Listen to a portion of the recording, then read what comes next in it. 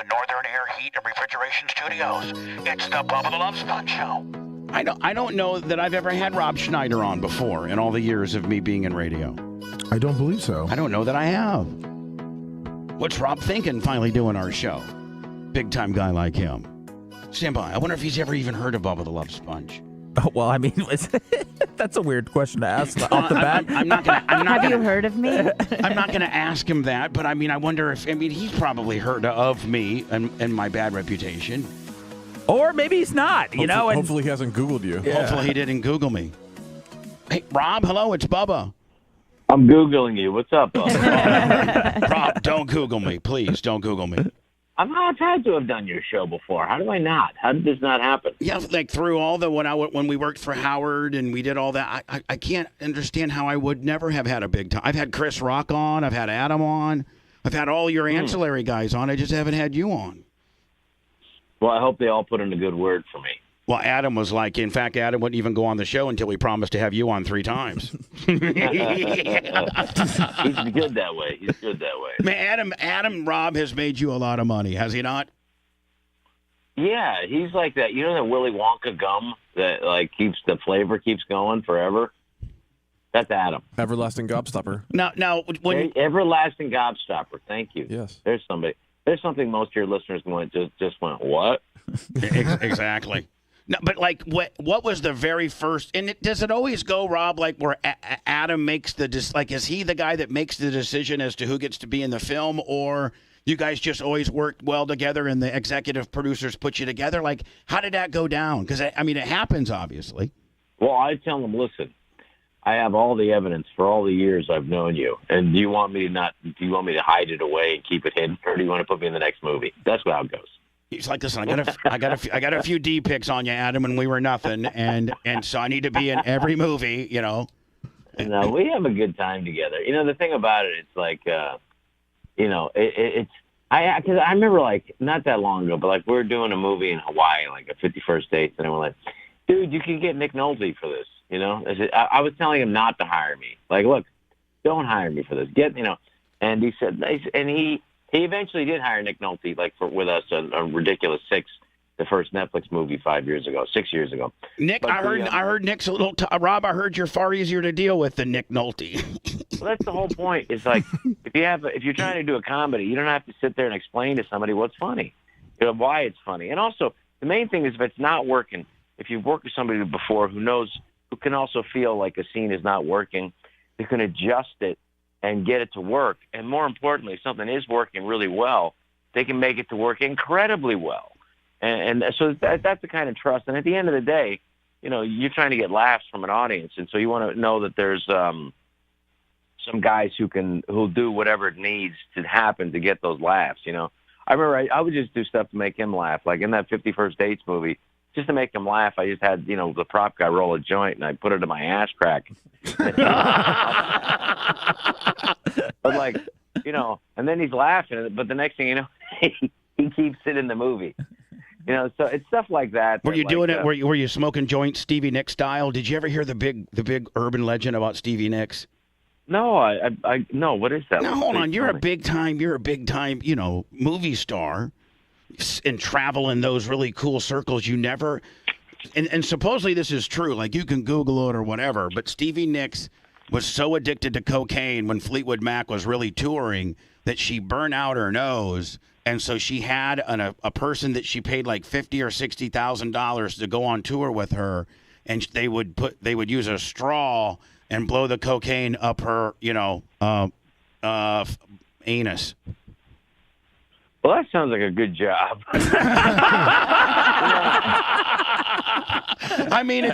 It's only probably 4 or 5 minutes of work a day. I've done a lot of things. I've worked at a gas station. I've had I feel I've been a busboy, a waiter. I've written on Saturday Night Live. I think that's the job that I could literally, put myself in and go, you know what? I think I'd be good at this. Like if you would have been, like if I'm only missing 2 things: the straw and your asshole. Well, it'd be. You can't tell me you can't turn that into some work. Being an Elvis Presley straw guy, that's going to turn you into some. That's going to get you some work, isn't it? if you're the king straw guy. Well, he's working right now, Bubba. He's out on the road. I don't think he has to look for the side gigs right now. I'm not trying to make Rob Schneider I think you anybody's are. straw guy. I was you just are. having a funny about Stevie Nicks. It's something that Rob didn't even know. I'm not insinuating he's ever going to be a straw guy.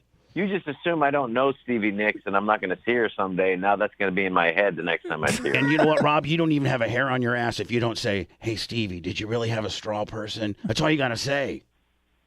Oh, man. I don't know. But she's not away. Really, she's not worried about us. She's worried about those residuals she's making from TikTok on the cranberry deal. Did she make some money from that? Oh, I heard she made like $30 million on that whole deal. Wow, no, I wouldn't know. It's like when it's like when the 51st Dates annual residuals come in. You probably getting a pretty good little check from that. A little bit. I get a taste. I don't consider it a whole meal, but I get a little appetizer. Like what's the biggest residual check? Deuce? The Home Alone 2 keeps coming in. Oh yeah. Oh yeah. That's right. It's a nice little. I don't know how that took over from It's a Wonderful Life, which is a real movie. A real movie about like how your life does matter and you can have an impact on everyone and not even know it. Maybe the whole town wouldn't exist if you weren't there. To Home Alone 2, which is just basically parents who just lose their kids.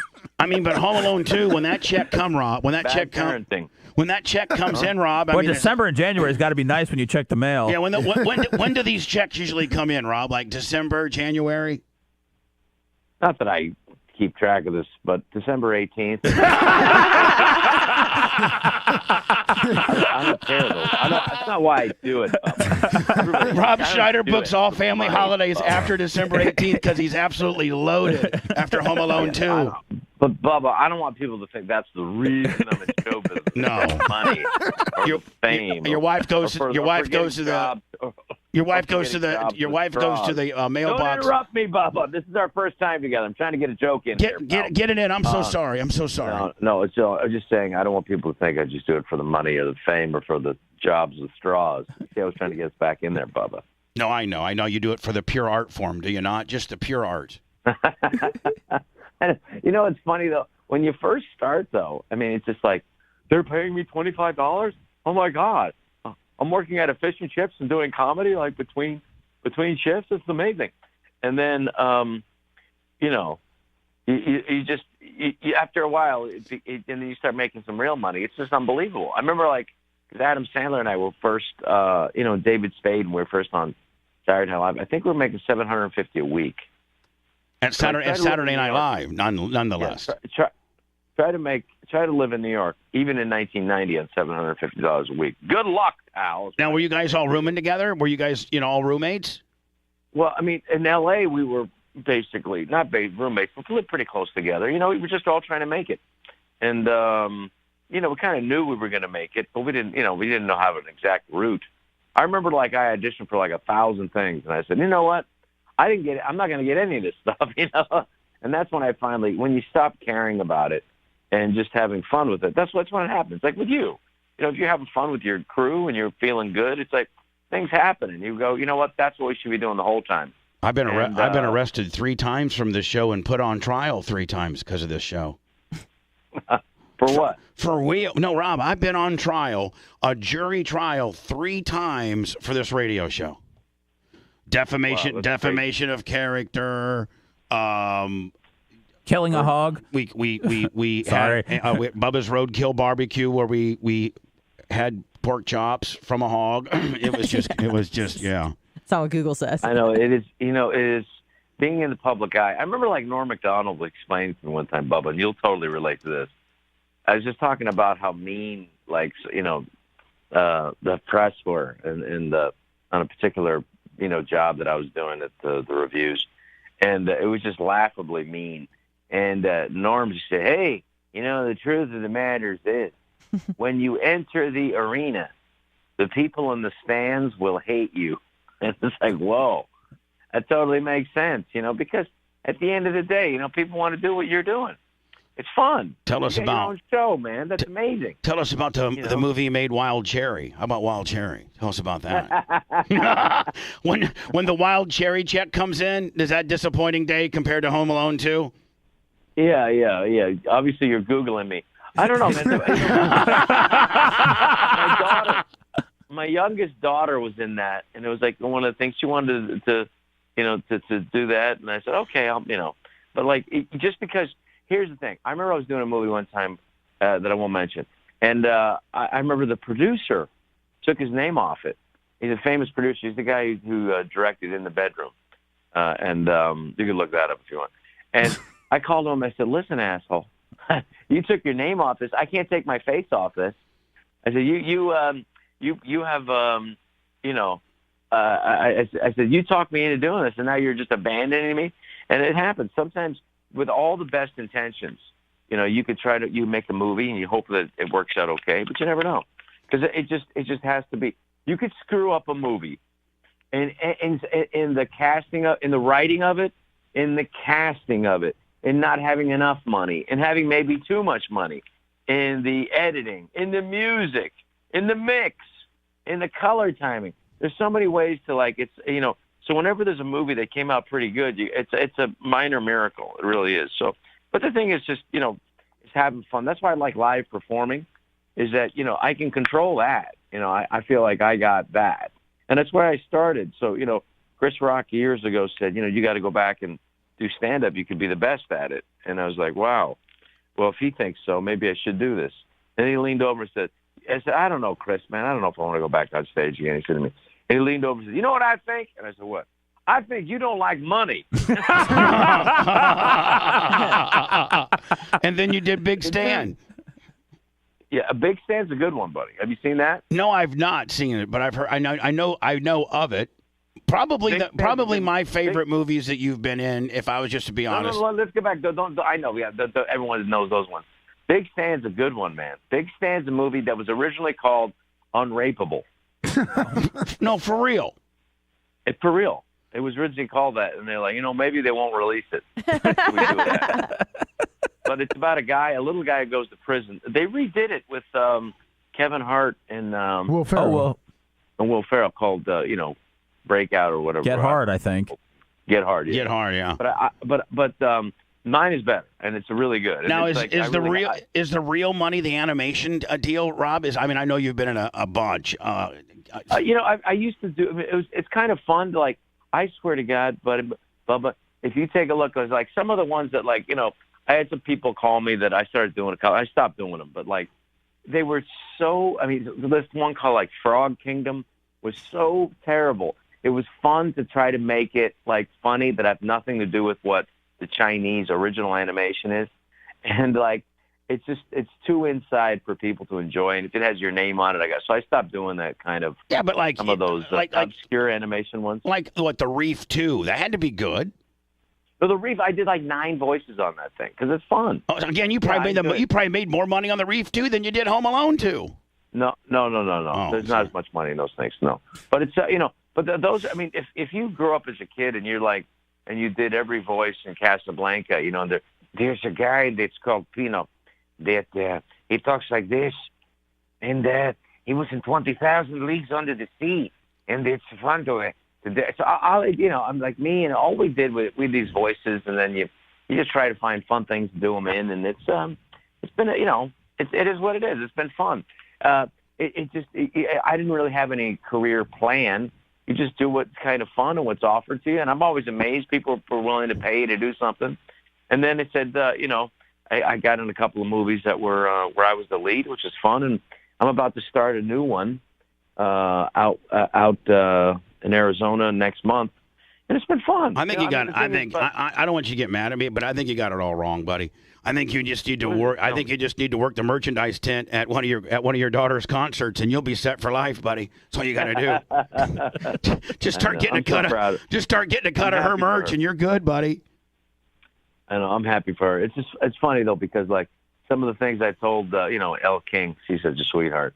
I told her, I said, you don't have to get in these arguments with people publicly, And she goes, what about you? And I went, all right. I mean, but you know what, Rob? You got to be so proud. She's just absolutely killing it, and she's so talented.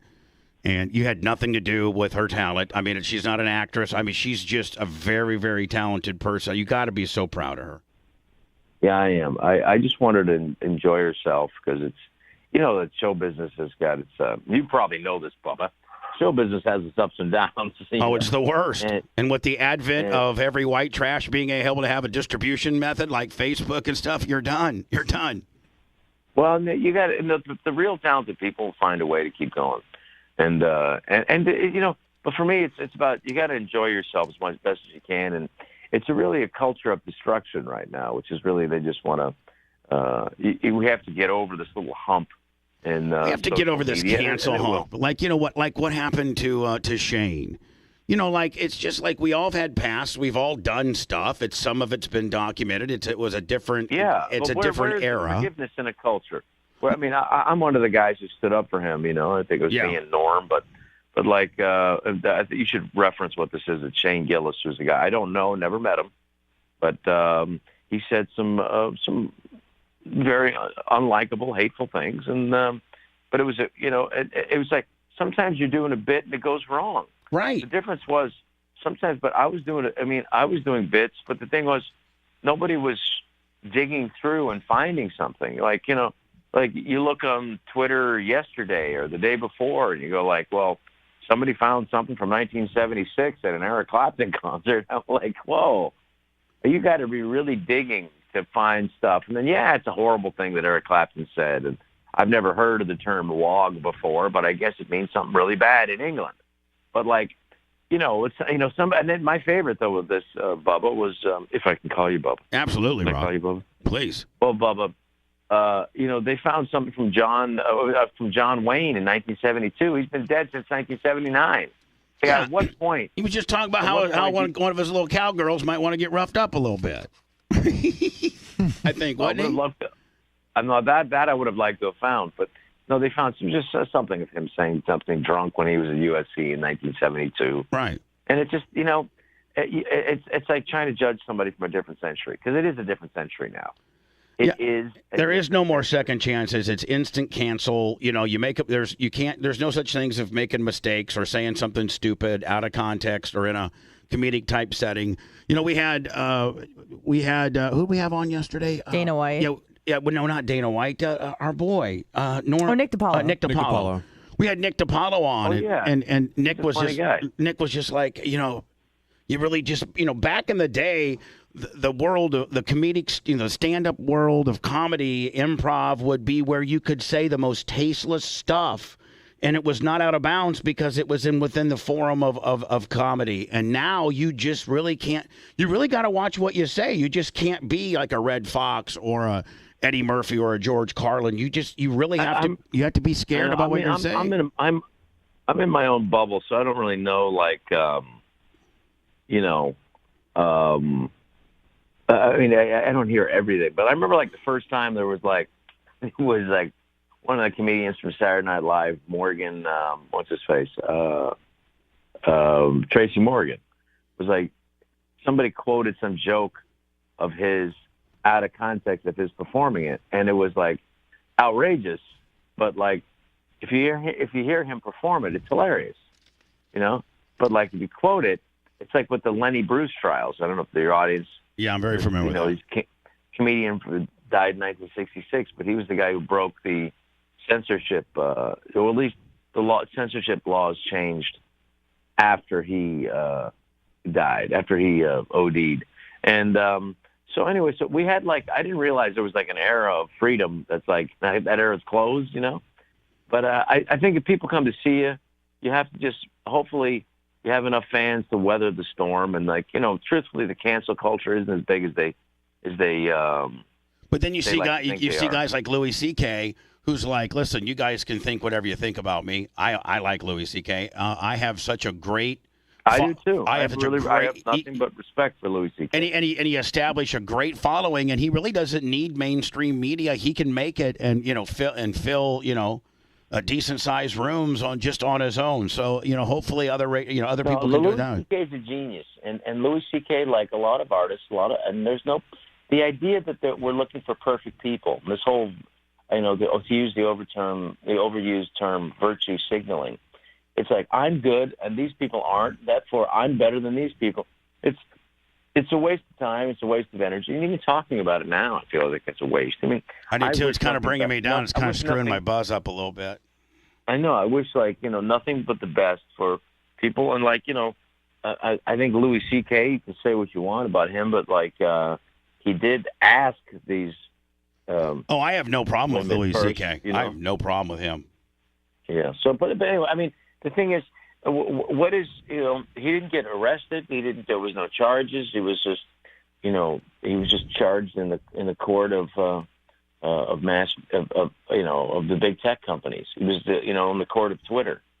So, we just have to just continue. And Rob, I got lifetime banned on Twitter. You did? Yeah, lifetime. I can't even start up aliases. They tracked me right down. I had 131,000 followers, and all I said was this. Remember that Greta, who was her name? Thunberg. The girl, the climate kid. The climate chicks are like, how dare you? That girl? Yeah. And so I was playing her video, and I'm like, this kid's irritating me. Shut up, little kid. Go to school. Leave me alone. And that got me, boom, canceled because I told her to shut up. I didn't even say shut up, you little bitch. I just said shut up, little kid. And that got me off. Boom. Wow, that seems a bit much. But you know what you have there? You have these people who feel that they're the guardians of the culture, the guardians of good behavior, and the people who it's just for people who say that well, they're a private company, they're allowed to do this. I would just say well, then they're a private company, then take off the protections so that they can get sued like everybody else for defamation of character, like you talked about originally. It's the worst. So I think at the end of the day, people are going to have to grow up and wake up, and people who just I'm sick of all that. And so we're going to have to. But until there's a more mainstream, leaning less crazy, illiberal liberal, which is what the Twitter and Facebook now kicking people off. Until people start their own, and enough people follow it. Then you're going to have to deal with these a-holes. I don't know what else to say.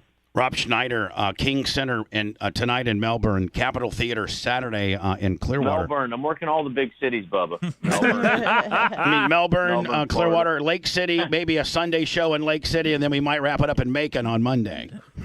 Yeah, whatever. If people show up and bring enough chicken, I'm there. You know what I mean? Well, and here's the deal, man. We're not, down here in Florida, we're kind of just letting it eat. We're not really, people in New York and everybody's freaked out. We're not really that freaked out about this thing down here. I appreciate that because the thing at the end of the day, it's fear. I mean, there's 1,000 people that die a week in the cars in America, and if you had you kept showing every crash, people would be there are dumb people, enough dumb people, especially in New York and California, who'd stop driving. They're just I'm not going to drive anymore. Now, where's home base for you, Rob? Where's home base for you?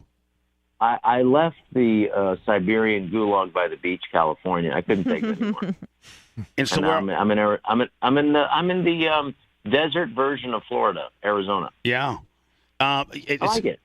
Yeah, California. I know that Rogan left, and a lot of people are leaving California because it's tough to work, and it's just is L.A. closed down? Closed down. It's not only tough to work; it's tough to eat. Yeah, it's true. Plus the taxes. Don't they kill you on the taxes? Well, here's what they did. I mean, not that I care about money. You know that about me already, Bubba. Mm-hmm. You got big stand residuals coming in, don't you, buddy? I wish. That's a good movie. You should check that out. I'm gonna, I promise.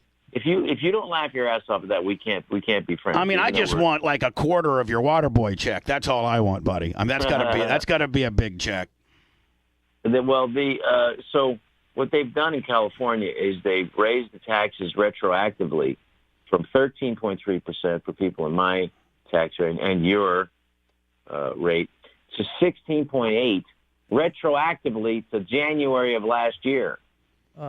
So they're knocking you another 3 points that you have to pay for last year's stuff that you already paid for? And then it's the January. They bring it retroactive to January, February. It's at a certain point, look, I like the beach. I like to look at the ocean. It's nice. You get some air coming in, a little dirty from China, but we still get it, you know. And then it's nice. It's nice to walk on the beach and the sand between your toes, and the occasional needle and piece of glass. But I ain't paying. I mean, I'm not going to ruin my life over it. And then the schools are closed, and then the movie theaters are closed, the gyms are closed, the restaurants are closed. And at a certain point, you know what? Forget this. You know, I got little kids, and I want them to be in school. Luckily, and you know, there are some states, Republicans, there are some states. I don't know. Arizona's not so Republican. I think they went demo, did they not? They did. No, they have.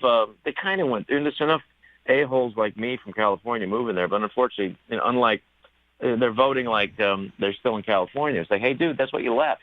Yeah. But you know, they have 2 Democratic senators, but that's going to change. You know, I think that Arizona will pop back, but it is what it is. You know, I mean, the idea that you can divide America into 2 distinct groups only is absolutely, you know, it's just silly.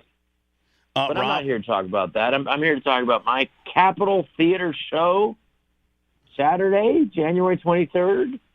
I think it's going to be there. I'm here to talk about that residual check on GROWNUPS. Tell me about that one, Cuzzo. That was good. There was a huge amount of money on that one. You should be jealous of that one. That's a good one.